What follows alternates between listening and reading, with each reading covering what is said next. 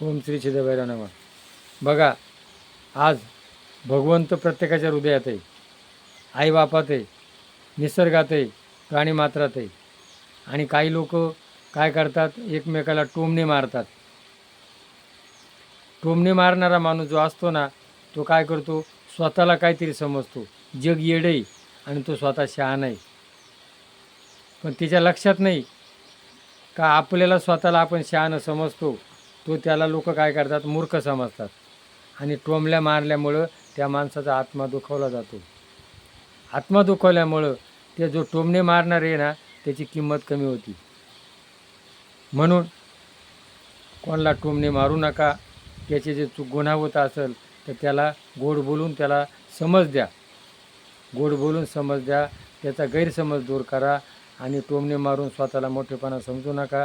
तुमचा स्वतःच हलके व्हाल. आणि तुमच्या पदरात काय आहे, पाप.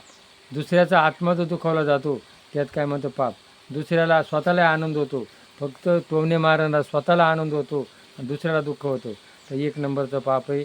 म्हणून कृपा करून टोमणे मारू नका. त्याला गोड बोलून समजा. भगवंत हृदयात आहे, आपल्या हृदयात आहे, त्याच्या हृदयात आहे, आईबापात आहे, निसर्गात आहे, प्राणीमात्रात आहे. अंधबाबांच्या अंधश्रद्धेच्या नादी लागू नका.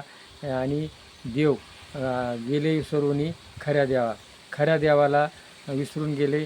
आता परत खऱ्या देवाकडे या. अशा बुवा बाबाकडं अंधश्रद्धेकडे जाऊ नका. आणि निसर्ग झाडे लावा, झाडे जगवा.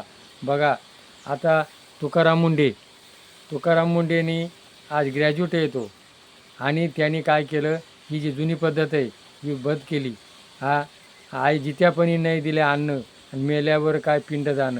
या ब्राह्मण लोकांनी हे पिंडदान करायची पद्धत केली आणि त्यांचे फोटो भरले. लग्नविधी ज्या काही अशा अनेक अंधश्रद्धा आहे, सत्यनारायणाची पूजा, संतोषी माता, अनेक ठिकाणी लोक नांदून ठेवले. आणि हे केल्यानं तुमचा फायदा होईल, तुम्ही मोठे व्हाल, श्रीमंत व्हाल. म्हणून अशा अंधश्रद्धेच्या नादी लागू नका. कष्ट करा, काम करा, अनेक व्यवसाय करा.